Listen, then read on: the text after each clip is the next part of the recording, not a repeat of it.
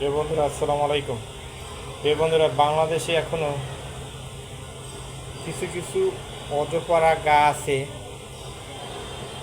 যেখানে এখনো বিদ্যুৎ ওই ওইভাবে পরিপূর্ণ সাপ্লাই হয়নি এবং রাস্তাঘাট এখনো অনুন্নত। অনেক অনেক গা আছে এখনো যেখানে মানুষ কখনো সহজে যায় না অন্য অন্য জেলা থেকে। সো আমি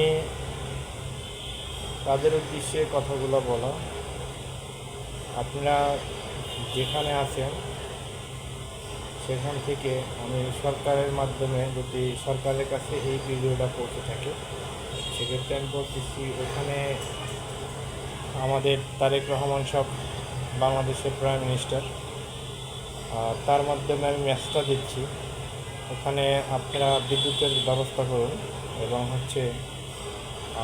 ওদেরকে সফলতা নিয়ে আসুন। এবং ওই অঞ্চলে দেখা যায় যে আশেপাশে কোনো স্কুল নাই এবং কলেজ নাই, এগুলা নিয়ে অবশ্যই কাজ করবেন ইনশাআল্লাহ।